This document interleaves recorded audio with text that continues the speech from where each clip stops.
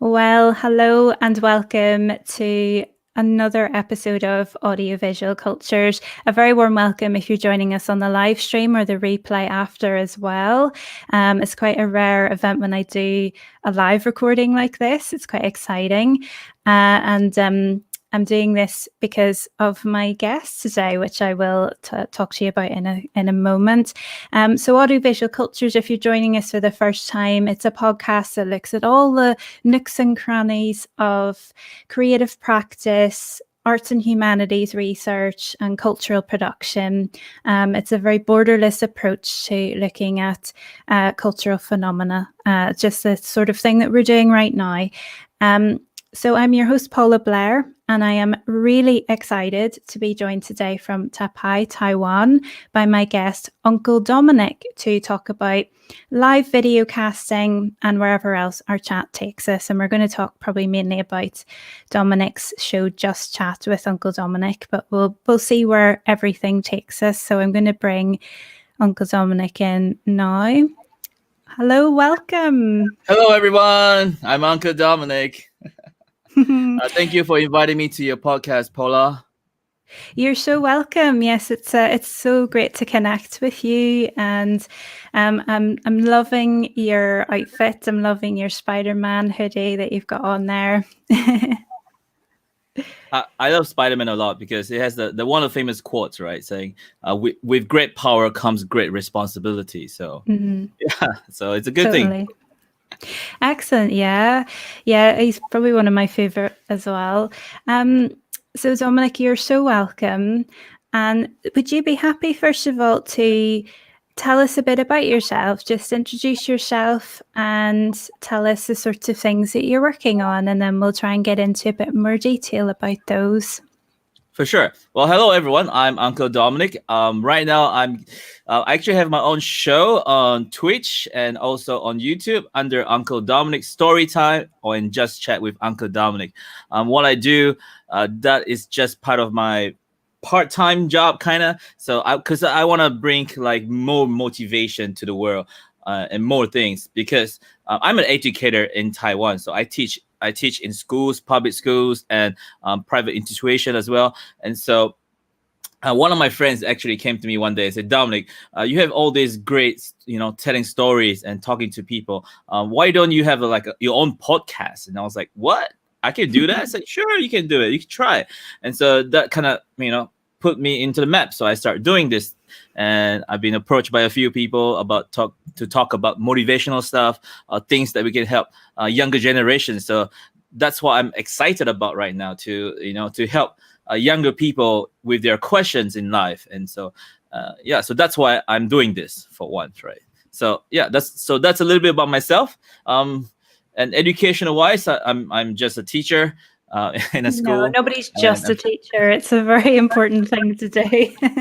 My mom always just say, "Oh, you're just a teacher. Why aren't you a doctor?" I'm like, "Oh, well, Teachers. Well, who teaches doctors to do anything? Hello. That's true, right? So, yeah. Yeah, you're very important people. Of course you are. Vital people. What do you teach, Dominic?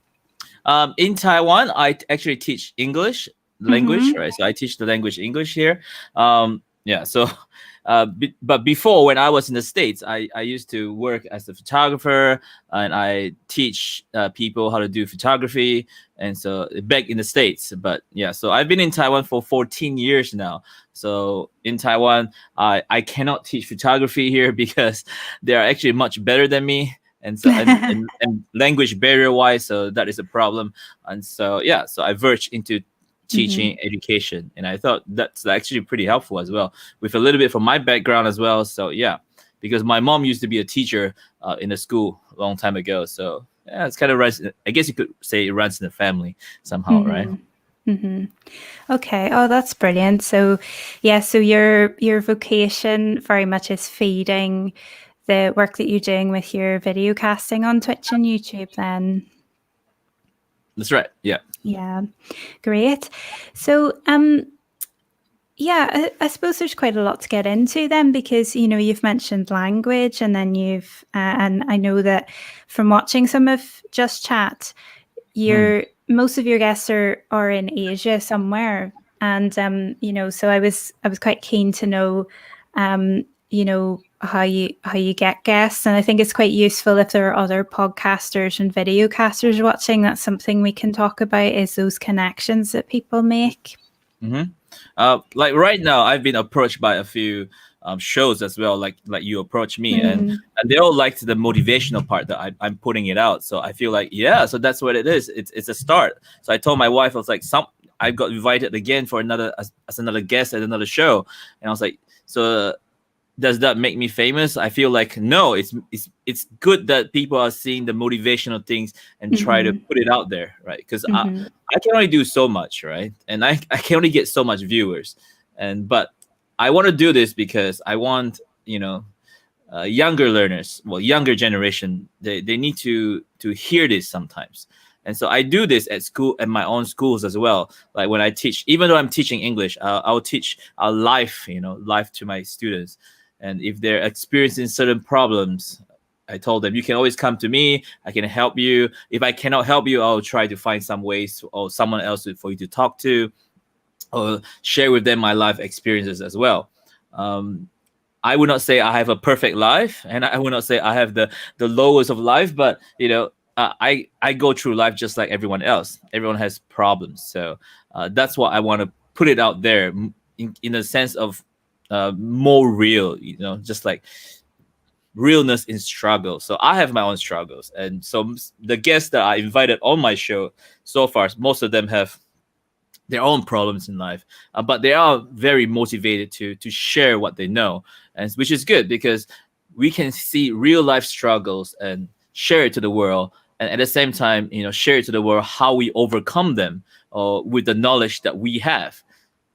Do you understand what I'm saying, Paula? Of course, yeah, Right. no, that makes total sense. Yes, and I think it's really refreshing to have, and maybe this ties in with the persona of Uncle Dominic as well. It's really refreshing to see more men, especially, opening up over those sorts of media, because I feel like we're very slowly encroaching on macho cultures, and men aren't supposed to talk about their problems; they're supposed to just get on with it, and that's repeated across many different cultures. Mm-hmm. So it's quite great to see, men taking on and I think what your Uncle Dominic title does is it sort of highlights, okay, I'm in a caring role, and it's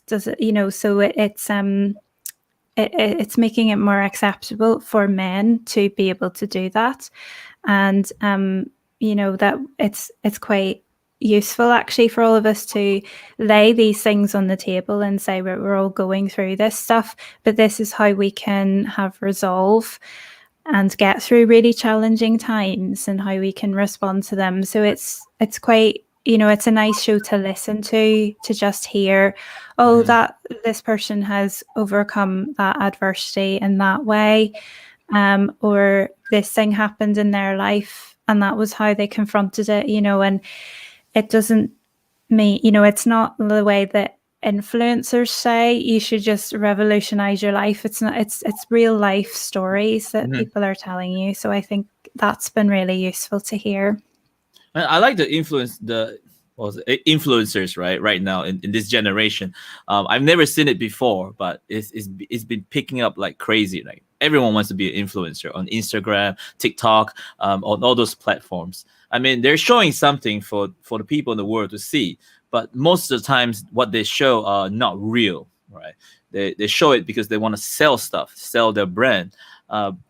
For me, I have nothing to sell, so all I have is I want to share my experiences, right? And for other people to see. And so it's like you said, it's very hard for men to open up. So far, most of my guests are men, so which is pretty interesting. So most of the women actually turn down the show, like they don't dare to come on because they're shy.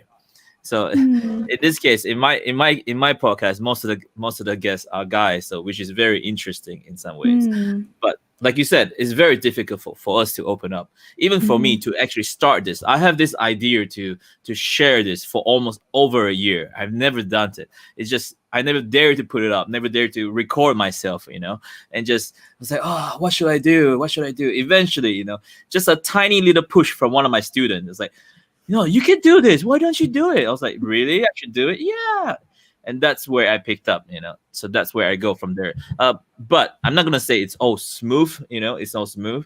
I'm trying to put motivational things out there, but there are so many bad things in the world. So it's Mm. still a hindrance. But we have to move on, like keep on, uh, you know, like trials, right? If there's trials, there's stones in front of us. We just have to go over the stones, right? Just keep moving. Eventually the world will get better. I hope, right? People will get better.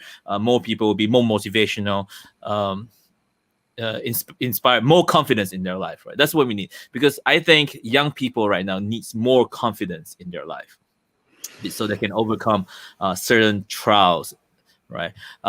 Yeah. So yeah, I don't want to talk too much. No, But yeah. well, that's why I invited you on my podcast, was to talk to me. So talk away. um, no, it's great. It's great that you have that emphasis on talking to younger people, and that, of course, is from your background as a teacher in schools.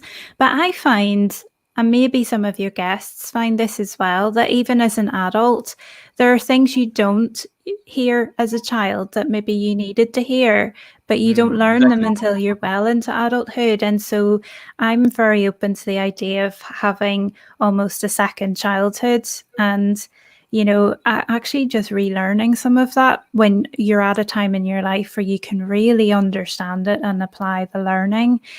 So I find it useful to listen to the stories that people are telling on your show as well. Thank you. Yeah. So I mean, I think any of us at any time of our lives, even if we're around the same age, you can be that almost parental generation person to a friend, at times, because I think there are times when we can revert to our childhood state. And I think especially the way the world has been this past year or so, I think probably a lot of us have had to face down a lot of Right. maybe early trauma and things. Yeah. It's difficult, like with the COVID-19 in the world right now. Everyone's the profession has to change. Like for example, my pay wise, my salary is actually cut in half because of my income has been cut in half because of COVID-19, and I still have rents to pay, children to feed, family to feed, and then taxes and stuff and all those things. But these are what we say, like negative stuff in the world. It affects us, but it just depends on how we see it, right? If we can change the perspective on how we see things, we can be better in some ways, right? And so that's the one reason why I want to start my podcast, because I want people to try to see things differently. Because I tend to see things differently sometimes, like see different perspective. But of course, it's not always what people want to hear. For example, I have children of my own, so I have 3 kids, and so I'll tell my older sons, don't play too much computer, right? Don't use it too much. Your eyes, you're gonna break your eyes, right? So, and he's like, no, it's not. I'm not gonna break my eyes. It doesn't work like that. I was like, yeah, it does. Look, I'm wearing glasses. But those kind of logic does not help. And so we have to tend to try to look at a different perspective by saying, okay, son, I like you are spending time on the computer. Maybe there's something you can show me that you're doing well on the computer. So, things like that. So like the other day, he showed me his, was it that thing that he made on his Minecraft, younger the games that they play. I was like, wow, so you made a house. Okay. So something like that. Maybe so as a parent or as older people, we need to kind of try to see things differently. But I guess it's also affected in culture, because I had a talk the other day with on my chat. We're talking about the Asian culture versus the Western culture, right? Okay. Where, for example, if the Western, let's start the Western culture, a kid from the Western culture, when he or she falls down, the parents will like go pick them up or not, right? So when they pick it up, or they will say, "Are you okay? Are you all right? Is everything fine?" Right? But for Asian culture, it's a bit different. Like when the kid fall down, the first thing you will hear is like, "Why did you fall down? Why did you run too fast? I told you so." So it's kind of like a different upbringing, right? So there is good and bad, of course, but I tend to like if we as parents are able to see things not negatively, like, "Oh, are you okay?" Like towards another person, more caring. I think the younger generation will actually have better childhood, I guess, right? uh I mentioned a lot younger generation because I'm pretty old right now. I'm around 40, right? So Oh, I that's can say cute. people younger than me. So yeah, so things like that. So that's what I want to say, and I want to tell people. But of course, it's not good to hear it sometimes. The younger people will feel like it's like nagging. You're nagging me, right? So I kind of want to bring it out in a more reality form that these things does happen to it happens to everyone. So I want to talk about it. It happens to everyone. We cannot hide it. We have to break through the wall, and share it. Now, as a man, it's difficult for me. Like, for example, it's hard for me to show my feelings to my wife sometimes. Like, she's like, "Yo, you don't hold my hands anymore," and it's like, why don't I hold hands anymore? I don't know why. It's not like I'm a touchy feely kind of guy. It's hard to open up sometimes. So doing this podcast actually helped me as well, because I feel like if I do good out there, good will come back. If I motivate people, I will motivate myself as well, right? Just like there was a YouTuber that I was watching the other day. He said everyone has the same amount of time in a week. What we do in that time, brings us success or differs between different people. So if I wake up in the morning, the first thing I do is I look at my cell phone and go through Instagram or whatever. Instead, I could have used that, few seconds in the morning when I wake up, look in the mirror and say, "I'm going to do well today." So that actually brings a little bit of impact to your own life and to, anyone's life, right? Or if you're a kid and you're in a house, if you wake up in the morning, instead of going downstairs and say, "Hey, mom, what's for breakfast?" You could say, "Hey, mom, good morning, right? Did you sleep well?" Things like that. I mean, it's just a small, tiny thing that can actually brighten a person's life, like a person's attitude. Like if my kid actually wake up in the morning and say, "Hey, dad, good morning," I was like, "Oh, I feel good." I feel good. Not a whole good, but still good, right? It's just one step upon one step we build upon it. Just one tiny happiness upon another happiness. Eventually, I feel like eventually everything will fall into place and everything will picks up from there. So it becomes like a seven habit, right? A habit, right? Yeah, good habits. Yeah, that's really I'm ranting off interesting. again. I'm No, rambling off. it's good. Yeah. No, because I think these things all tumble into one another, I think. And I suppose with because with your show, it's a way of just doing that on a more public level. And it feels that because I mean, we're both fairly small shows. I'm not going to pretend that this is a multinational conglomerate or anything like that. Well, But that's the thing, right? That's what I feel, right? So when I first yeah. started this, I always took how many viewers do I have? How many people are watching this?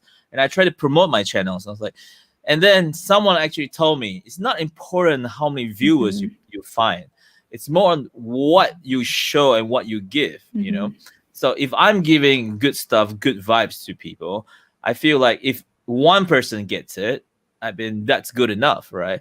So, and he actually said that eventually, or may not, but eventually, one good will bring another good. So you might get in 18 months or 2 years later, your channel is going to blow up, So, but I guess most people are looking at the quick way of making money or whatever. But I feel like this is not about making money. This is more about, sharing my motivation or motivate people out there, one or two. I think that's good enough.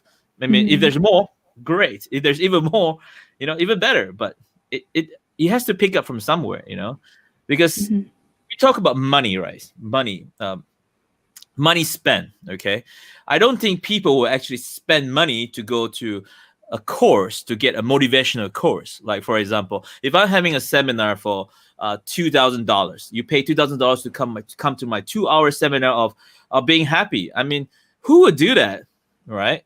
I'm sure there's gonna be rich people who like do not have time in their life, so they'll spend $2,000 to go to this kind of seminar. Sure, but this is not about that. This is more about we are giving positive things out there, throwing more positive things out there, because there's too many bad things out there in this world. So I just want to do a little bit, right? Just like this, there's a story, right? There's a story about the boy and the starfish on the beach. Have you heard that story before? It sounds familiar, but please do tell it. Right. So there is a boy, right, who walks on the beach, and he saw all those little starfish on the beaches, right? So what he does is he picks up one and throw them back into the ocean, right? Picks up one, throw them back to the ocean, and someone actually goes to him and say, "Why do you do that? You know, there are so many starfish. You're not gonna be able to help them all." So the boy replied, "Well, for this one, it matters, right? So we're actually doing one step at a time, throwing starfish back in. It doesn't matter. We cannot save everyone, but we can save who we can. So pretty much like do what we can, right?" And I had a guest yesterday. Was it yesterday? Oh, on Tuesday. He actually mentioned to me, "Dominic, we cannot control everything. Everything's gonna happen. We just have to do our best." I was like, "Yeah, that's it. You said it pretty well. We have to do our best. What we can do, just do it. If we cannot do it, why worry? We should just do what we can." So that's it, right? I feel like in life we get stuck sometimes. We get stuck about thinking about we can't do this. Why we can't do this? There's problem, but we shouldn't think about why we can't do this. We should be thinking about what can we do. Not the part that we cannot do, right? Just like the saying of, do we see the glass as half cup full or is it half glass empty, right? So yeah, did you get what I'm saying? Mm-hmm. I'm being rambling on again, but yeah. Yeah. I was wondering as well, because I think it might be useful for, I think, as I say, for anybody else who's doing this kind of work, is actually choosing a platform on which to do all of that. So there's the work itself, but then it's how do we decide how we put it out into the world. So you've been doing live shows at set times on Twitch, isn't that right? Right. Mm-hmm. And I'm quite interested in that, because I watch live streams of talks, people presenting talks and things on Twitch, and it started out, I believe, as more of a gaming platform, so people could watch it's actually people. a gaming platform, Yeah, right? yeah. So I was wondering about your decision to do that kind of show on Twitch, and is that is that the idea of it, is to try and get that international audience, to try and capture other Initially, people? I started on Facebook, right? So I have Okay. this. I started on Facebook, and I was recording my Uncle Dominic's story time. So Mhm. and so what I do is read English books and share it to my kids and my students, right? And so I initially did it on Facebook, and eventually I felt like I need to do more. I can do more. I mean, and so my students told me, "Yeah, do a chat. Share your positive out to everyone." And I was like, "Yeah, I should do that." But like I mentioned, I'm pretty scared at first. Doing a recording is different. Doing a live stream is different. Being live with another guest is a different thing. You might say the wrong thing, and you cannot cut it out. Right? It's there. Yeah. And so, and the reason why I picked Twitch at first was because I had a trouble with using YouTube. I wasn't very good at using YouTube. I don't know how to actually turn on the live streaming on YouTube. So I had a hard time at first. I was like, "Oh, it's pretty difficult." And someone told, "Well, try Twitch." And I was like, "Oh yeah, I'll try Twitch." And so I went to Twitch, and I saw it was actually much easier to live stream on Twitch. And so I decided to try the live stream on Twitch first, and then record it, and then edit a little bit of it, and then put it on YouTube, so I can have both worlds, and so and put it in Facebook as well. But again, it's not going to make money for one, but it's more like I'm putting things out there. hopefully it will change someone's life, and someone will approach me and say, thank you, Dominic, your show helped me. So something like that. Just like as a teacher, like I teach, I've been teaching students in Taiwan for 14 years. I don't get many thank yous for one, but I do get occasionally where some students come to me, give me a flower and said, you changed the way I think about English, you changed the way I think about life. I was like, oh, thank you. That's it. That's all I want to hear, As an educator, that's how I feel. I did something, I hear a little bit good, that means it's motivate me to do more to help others. And maybe that person that I help actually help more people. So in this way, it's a win-win, right? Win for me, win for them, right? And yeah, so this world will be better. Yeah, those ripple effects, they, that drop that just ripples out. That's exactly, the ripple effect, yeah.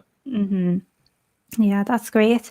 Yeah, that's interesting about Twitch, because I've considered it as well, and I just haven't been too sure, because I think you're right. I mean, I'm using StreamYard right now to do this on YouTube, because it just is so much easier, and you've got a bit more control with what you can do. And With StreamYard, yeah. Yeah, with StreamYard. And and I don't have a huge following on YouTube as well. And I think with Twitch, it's really nice because you down on the sidebar, you've got this ticker of who's streaming and how many are right, watching, and you can actually just click on stuff. It might suggest things that are similar to the thing that you're watching. You go, randomly oh, okay, you get one that you like, yeah. Exactly, yeah. So it seems that what people are streaming is more findable on Twitch. So I do wonder if that's something I should consider sometimes for this show. But I think for me, I'm primarily edited audio. So, I just like to do this sometimes because it's just a bit different, and then somebody like you're very happy to come and do a live recording on video, and not all of my guests like their video to be used. So, right. So that's the thing I feel that I shouldn't hide in a way. I should share it, because if I hide myself most of the time, if I have problems, I hide it. The problem is gonna pick up, right? I learned that from my dad, actually. My dad's a little bit different. He has lots of problems in his life, but he never tells me his problem. He never. And so every time I see him, he's happy. He's enjoying life. He's doing well. But he has so much problem. I didn't know that. Only when he left this world, and then I start picking things up from his friends or whatever, and I realized, oh my gosh, my dad has so much problems in his life, but he didn't share it. And so because he didn't share it in this way, I felt like I don't know what to do when this happens. So I feel like I need to put it out there in case, if I die one day, my children will be like, oh, look up on YouTube. Oh, my dad is still here, things like that, so they can learn something from me in the future. Like, so I feel like I shouldn't hide so much. Like I feel, hiding, it's good to help you, but I feel like we should, share it most times. Like, like the concept of writing down your journal or your diary, right? Right. So here's the thing that I always ask: why do we write it down on a journal or diary? Do we don't want others to read it, or do we secretly want someone to read our diary or journal? Why do we write it down? And we put it at places where it's reachable by anyone. So there has to be a reason why journals and diaries existed. Is it because when we pass on from these lives, someone will actually read our diary and journal to find out what's going on? So that's not a secret anymore. So why do we actually do it, right? I think it's because we are shy, but we secretly want someone to read our journal and read our diary so they can enjoy our life in some ways, right? Yeah. It's a process, it's an outlet for it. So even if, I think for me, the idea of the finished, a full diary with every page written on it, for me, that's the legacy of what was the live act of the sharing, of the getting it out of your system. And then whatever happens with that. I suppose in a way it's an archive for yourself of your own memories. Exactly, right. this kind of thing. It's you're creating an archive for yourself and then for your children, and so you leave a legacy. And it is an interesting, I don't know if it's a bit morbid, that thought of internet's going to be full of our ghosts someday. One day, These for documents sure. Yeah. will be around longer than we will, for sure.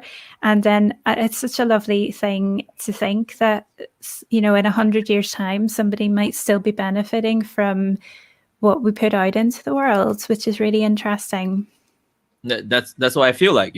What we put on right now might not affect anyone so much. Like, not many viewers, but eventually one day, someone will watch it and change something.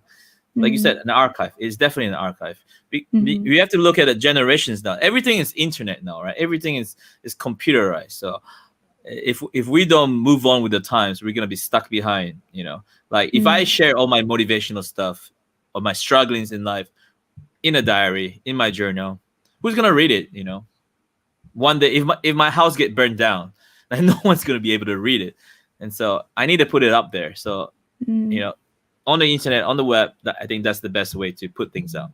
And I noticed there's not a lot of people doing it, but I do notice there's a few.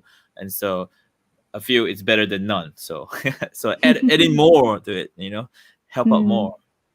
Yeah. And I was wondering as well if you'd be interested in talking about the experience of not just putting your own thoughts out there, but hosting a show where you facilitate other people putting their thoughts out there. But that experience that we've all had to do this past while of doing it remotely. I was wondering how you felt about that and how that's going for you. When I first started it, I write down a lot of questions I want to, thought-provoking questions, and and using some quotes. Like I mainly use lots of quotes on my show, so finding good quotes and sharing it out and asking for opinions, using these quotes to talk with our guests or to my guests. Because of this procedure, when I first started with my first few episodes, it's kind of, I feel like, well, someone mentioned it to me. It's kind of like I'm going through the process. I should slow it down and take the examples and try to break it even deeper. And so that's what I've been trying to do for the past 2 episodes, talking to my guests and actually having less questions, but more on trying to figure out the experiences that they had, that they share to others, so we can actually dive deeper into more understanding of what things happen. So that process is, gradually picking up. So eventually, I think right now I'm in more a comfortable zone when I talk to my guests and asking them this certain questions that actually find out more about their life and their opinions, because I know everyone has different opinions. Your opinion would not be the same as mine, but trying to bring it out there into the open, it's a process. But yeah, so it's all a process. At the same time, I'm trying to learn how to use the computer, how to live stream at the same time, doing all those little gadgety things. And my first episode was terrible. I'll tell you, terrible. My first episode out there, I thought it was really good, but it was not. It was too much graffiti things going around. And then one of my episodes, I tried to put a moving text on it, and eventually I made a mistake. The moving text has actually audio on it, so while we are discussing, the text is still talking. I'm like, oh no, I messed up so much. And I realized I shouldn't do so much of this graffiti things on it, because I need my audience to focus on what's on the show, what's important, which is their experiences. So so finally I settled down with something more, subtlety, and then just focus only on what my guest has to say and how we can talk about these questions, right? About this that we have, because it's important to actually take someone's thoughts and opinions and actually break it apart. Not break it apart isn't bad, but breaking apart and finding out why they think that way and how we can actually benefit from it. So yeah. So in a sense, I could say I should humble myself down and listen to my guests and try to figure out why they think that way. Right. Yeah, that's really interesting. It's interesting that you bring up your graphics because I know the little intro graphic that you have that you're talking about, and I think what I really appreciate about it is it quite lays bare the process of making something like that, because it's more of a screencast of you putting it together. And so it become it's if people go to your site, I've put the link in the comments for your YouTube channel.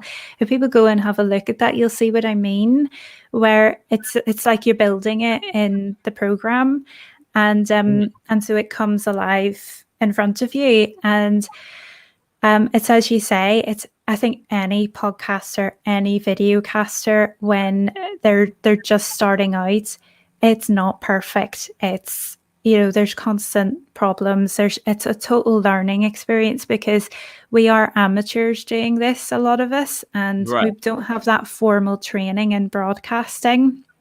So we don't know how to hide a lot of that stuff or how to integrate things necessarily. And so you're learning all the time on the job. And so it's, you should feel really positive about that's part of the process and it's Yeah. normal. It's And part of the actually process. it's quite endearing, and it just shows there is work going on to Mhm. producing something like this. And I think audiences need to be aware of that it's not just click a button and it happens. It's actually quite a lot of preparation in it, and Exactly. it's So that's the thing. I was reading up on another person. He was actually advising all the YouTubers out there, and I thought this is a really good advice. Right? He said we should not put out content, make contents because we want people to see this content. Right? We should make the contents evolve around us. So that's what he's saying. So he was saying that he does not spend 6 days a week to record his content, and 5 hours a day just to think about what he should what should he record. It should be more like recording his life and what evolves around him. So I feel like that's a great example. And I do my recordings now, recordings for my story time only on weekends, when I have some free times with my kids. And so when they are sleeping, I'll do my own story time and do the recording there. But for live stream, of course, there's certain time for it. I feel like I need to have a certain set time for my guests to come in and talk about, or for me to actually talk about some topics, right? So I feel like if we spend less time thinking about the process and more about the actual things that we are sharing, I think in this way the audience can actually feel how real this is, and at the same time experience it, actually be in the conversation with us, can you know yeah, so it feels like they're there listening to a conversation that's going on about life, and which is great, because I know people out there are afraid to talk, afraid to voice out. And so I feel like if we create these platforms that you created, your platform, Audiovisual Cultures, and I've seen some comments and stuff, and you have some great guesses. But yeah, this is it, right? This is it. We put it out there. Not many people can voice out their opinions, but there's gonna be one or two that actually have an opinion, and this will actually help us, help everyone to understand what's going on. All right. I actually like to watch one of the live stream of a book author. Her name's Sandra Uy, and she wrote this book called Always Be Happy. Right, Always Be Happy. Her book, and so she always live streams every other week. Right, and on it she talks about happiness. Right, she gives a topic, happiness, and she waits for everyone to ask her questions about happiness, and she answers them. And so she breaks out a way to have the audience interact with her. But you notice in the chat there's so many people watching her, but only 5 or 6 actually talk to her. But I mean, even the 5 or 6, there's gonna be people that, oh yeah, I have the same question. So there we go. I don't have to ask it again. So if we put it out there, we record the content because we want to share, our life, our experiences. People will eventually want to see it, want to hear it, want to learn from it. But I feel like if we put out, comedy contents, all these things, sure, people are gonna watch it. There's gonna be more views on comedies and stuff. But this is not what we want. We're focusing on, or this is not what I want. I'm focusing on real life, real life thoughts and things that can help us in our life, in our daily struggles. So it's a different kind of genre, right? But still, it's different. I don't think we're gonna expect 2,000 viewers, right? And looking at us right now. How many views do we have right now? Actually, I don't know. At the moment, 2. Yeah. 2. There we go. 2. But that's great. And hello to whoever you are, and very welcome. People have been coming in and out. I think we've had a maximum of 3 at any time while we've been doing this. But it's quite early in the morning here in the UK, and it's, I think, just right at the end of the working day where you are in Taiwan, and America is not awake yet. So, it's just one of those things where because you were saying you've got set times, and that's really good. That's a really good strategy if you're doing a live show. And because mine is primarily edited audio, as I say, it's more of a negotiation with the guest if there's a guest on, or when I have time and that sort of thing. So this was a sweet spot where we could both do this, and that's why we're doing it at this time. So that's just how that rolls. But it's great to see, and I always put a video version of mine on YouTube anyway, because it helps with accessibility, because you can use the captions. But it's, I've some of the feedback, actually, just as you say that, some really lovely feedback I've had is that people do really like seeing this. They like seeing the conversation rather than just listening to it. They like seeing the interaction of people on cameras. So I think, what you're doing makes complete sense, especially when you're talking about things that are maybe quite emotional or life events and that sort of stuff, because it is as if you're in the room with those people and you're having an intimate conversation, Exactly. So and it's not all planned, it's not all written down. Like, I mean, it's real life. So like whatever is in my head, I'm bringing it out. So that's what it is, right? So this way people can actually feel more, like into it.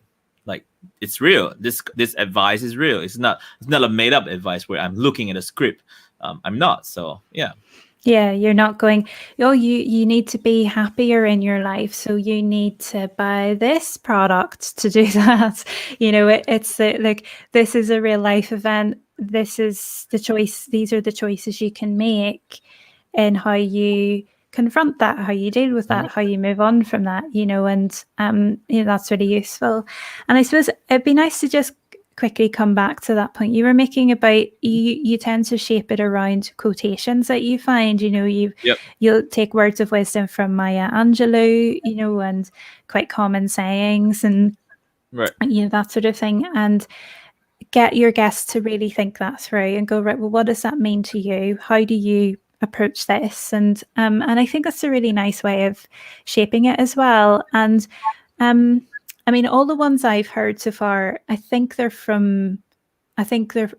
English sayings. They're in some form of English, or they've been written in English, that sort of thing. And I was wondering, because you said you'd lived in the United States for a long time, and I was just wondering about that. Sort of why English, and is that just the common language where you are for all the different people? Because you talk to people, for English. I was just wondering a bit about that. I'm originally from Malaysia. I was born in Malaysia. Okay. So, but I was brought up in English environment, so I speak, completely English, mostly English, right? And so, but my mom lives in Australia, and so I've been in Australia. I lived in the US before I came to Taiwan. So I've been living in all the English speaking countries, right? But Taiwan is not English speaking country. So when I first got here, it was a bit difficult with the language as well. And so it's just, breaking the barrier of, the language barrier. So after the first couple of years, eventually I picked up some Chinese. And so, And so I've been here for 14 years, so I'm able to go outside and buy food in the Chinese language and speak in Chinese language. But still, it's not my main language, so sometimes I'm having difficulty in speaking it, getting the right tone to it. So that's why most of my guests are all English speakers, because Mm. I want to speak only in English, because if I try to speak in Chinese, sometimes it's difficult to do it. Although saying that, I actually did one episode last Mm. Tuesday live with a Chinese speaker, and someone told me, Dominic, you should try doing one in Chinese. I was like, oh man, really? I was like, Mm. yeah, do it, do it, do it. I was like, okay. So I went around and tried to find some guests, and I actually found one. And he's actually a retired teacher, but I learned that he was also a counselor at school. So I learned a lot from him. And so, but all this conversation is all in Chinese. Mhm. And so at the same time, I felt like, oh, somehow my Chinese has improved. But the whole point is, it's not all about me, right? It's all about the content, what we want our viewers to see. So I feel like, language, it's a problem for, but English is definitely out there. People definitely knows English. Because I'm living in Taiwan, I feel like I should, contribute a little bit to the Taiwanese people by speaking a little bit Chinese and get the Chinese speakers to share their feelings. Because if I don't know if you know this, but there are a lot of motivational speakers in English, but very little in Chinese language. Yeah. Have you Yeah. ever wondered why? I've been thinking about Well, it. Why? Yeah. no, go ahead. Yeah, yeah. It's an interesting question. Right, I feel let's say it this way. I feel like because the Chinese culture or the Asian culture, like, we don't like to give advice on things so Okay. much based on another person's life. For example, if your life sucks, it's like, okay, your life sucks. Okay, that's it. I'm not gonna go in there. Why does your life sucks? Right? How can I help you with your life? Right? And so, but yeah, so that's why, I guess that's why there's not many motivational speakers in Chinese, in the Chinese language. So having one out there actually helps out a lot as well, I feel. Mhm. So different Yeah. language out there. That's so interesting. Yeah, teacher. Sorry, I'm just trying to deal with this echo. Just turning my gain down to see if it helps. But yeah, that's so interesting. Because I don't know, it makes me feel like, well, or does that just indicate that English speakers talk a load of nonsense all the time? And is it a more practical to or just you're just not getting into everybody's business? Is it that kind of cultural difference? But also, as you say, I think we were talking earlier about, well, it can be a cultural thing, whether how much people share and what's your internal life and that sort of stuff. But yeah, I think it is, I suppose, being that pioneering beginning to it. And if you're somebody who you come from this English speaking background, and then you've you're trying to assimilate into a more Chinese, Taiwanese area, and then it's you're trying to marry up those cultures rather than you clash them, I suppose. Right. Yeah. Well, I feel like sometimes it shouldn't be that way. It should be like, Yeah. but anyway, it does happen because people tend to, genderize or racialize that. Oh, there's Yeah. many Yeah. Western podcasters, but there's very little Asian podcasters, right? And Mm. so there's gonna be things like that. But I feel like it doesn't really matter in the sense that who does it or what's out there. It should be like, are you doing something to put it out there? And so I'm doing something to put it out there. Are you guys doing something to put it out there? I mean, that should be it, right? I'm very happy that Paula is doing something out there as well, right? In your audiovisual culture podcast, and I've seen a lot of good stuff in it. Actually, a lot of good stuff in it, Thank right? you. And so, yeah, for me to compare up to you, I feel like I'm not up there yet. I'm only on episode 6, right? Only episode 6, and so, but you have like, so it's different. So it's more like I'm putting things out there, and you are putting things out there. So it's all about you're doing something on your part, giving the best of you out there to the people out there in the world, and I'm doing the best I can to the people out there in the world. And I feel like English is because it's a language that I speak. So if I can speak in other languages, then I'll probably do those, right? But in a sense, English is the only one I speak right now, and plus a little bit of Chinese. So if I can do those, I would. If I can do other language like Italian, French, sure. If I can, or Japanese, yeah. But I cannot. So for this case, I will hope that there's gonna be other Japanese viewers out there who are interested in doing your own motivational podcast in Yeah. Japan. Do it. That's what we do. That's what we need. That's what people need. We need to. We're not politician. I mean, we're not someone up there. We cannot be in a government sharing our thoughts. We cannot, but we can show our thoughts on the web, so people can actually see it, gain something from it, learn or not learn from it. Yeah. Great. No, that's really useful to hear. Yeah, it's come up a few times when I've had buyer multilingual podcasters come and speak to me, and because there's a guy who lives in Switzerland, but he speaks, or not Switzerland, Sweden, but he speaks English, Swedish, and Arabic. So he does his podcast in whatever language his guest is happiest with, and most of it is in English. And it's something I do wonder about is, is there provision for podcasting in all of the languages? Because it just feels that English is so dominant anyway globally, and It has to be. I feel like English is like the global language right now, right? It's like international language. Like everyone learns it because we need to learn it, and then yeah. So like recently, the past 2 years, 2 years ago, yeah, 2 years ago, was it 2 years ago, Taiwan said we want English to be the second national language in Taiwan, and everyone's like, what? Oh no, wow, is that possible? And so it's difficult to put a language as your second language, right, in your country. And so because of that, almost everyone in Taiwan are actually, pacing things up by learning English.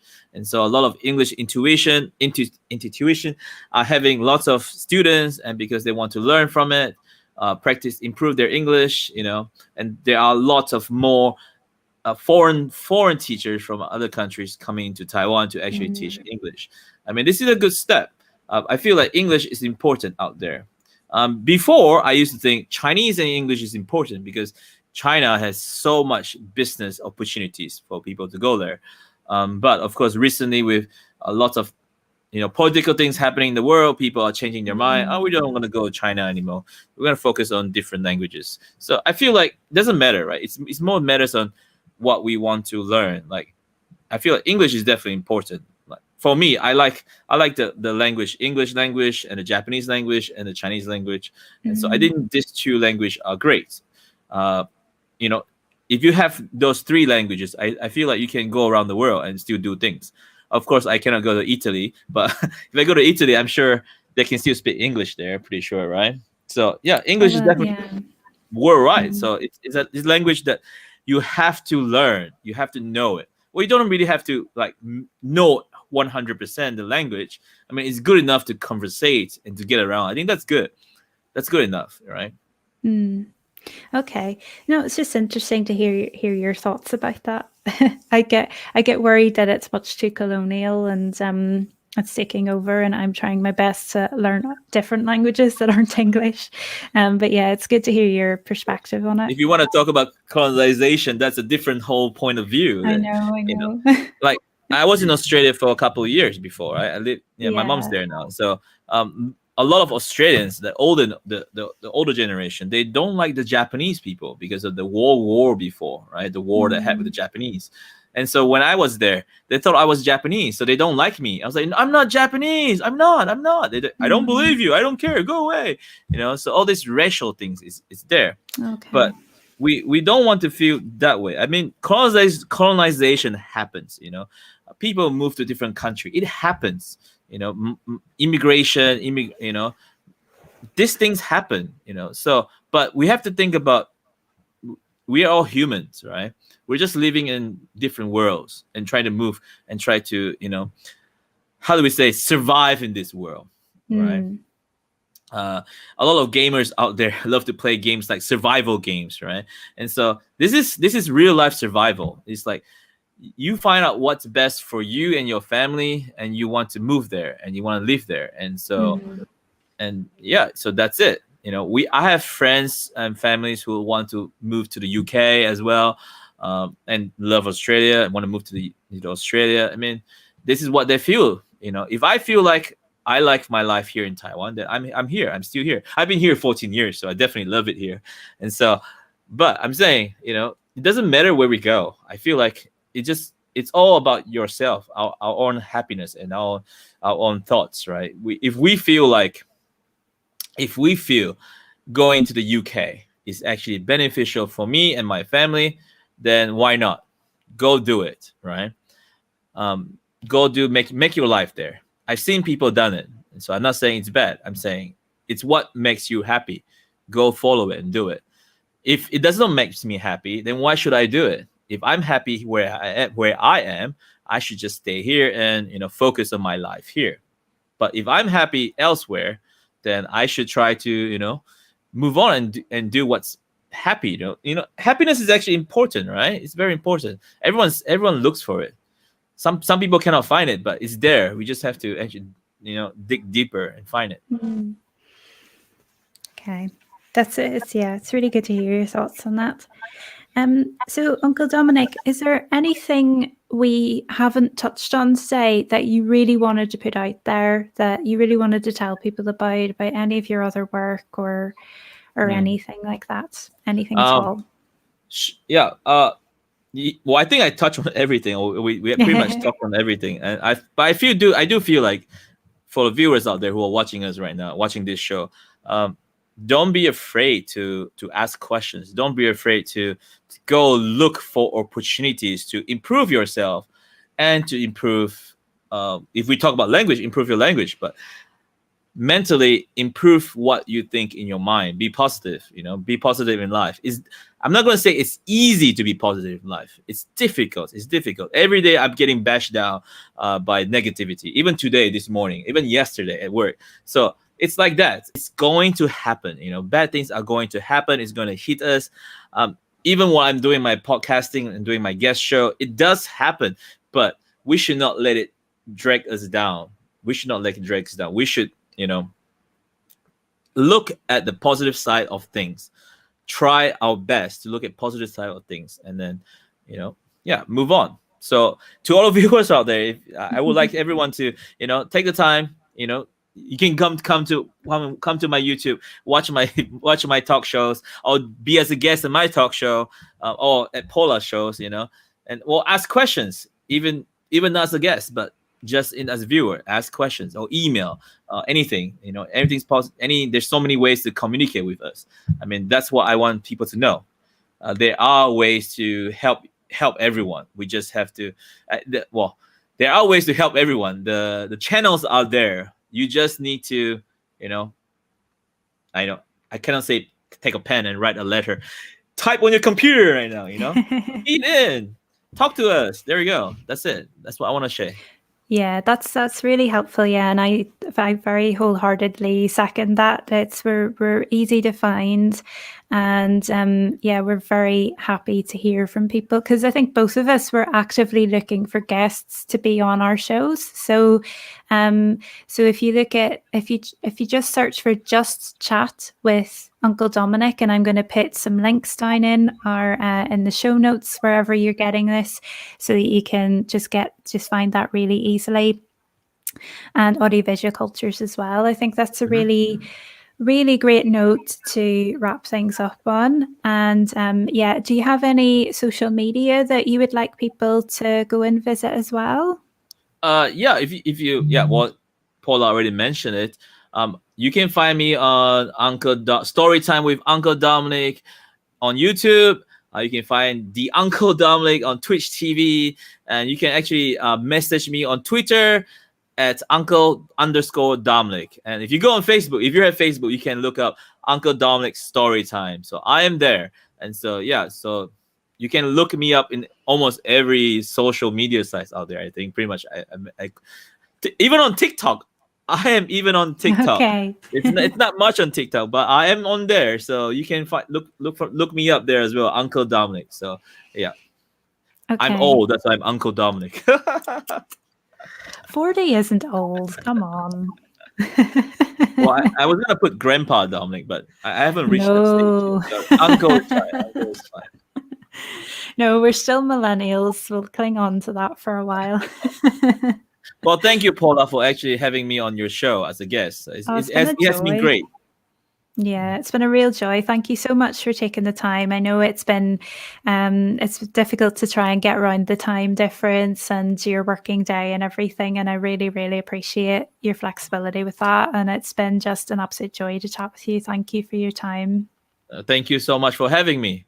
And it will be a Great. good morning for you too, as well, in the UK. Yes, my day's just getting started. There we go. Thanks. Get pumped up now, all motivated to go out and meet the world. Absolutely. Absolutely. Okay, thanks. Okay.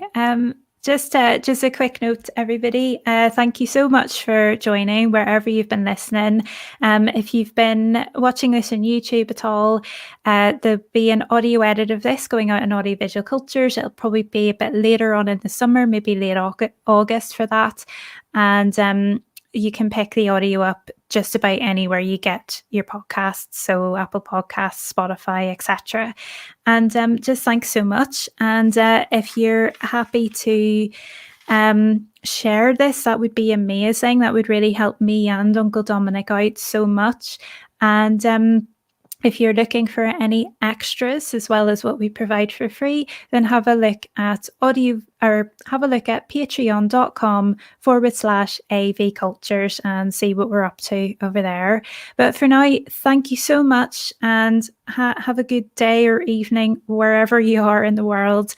And we will catch you next time.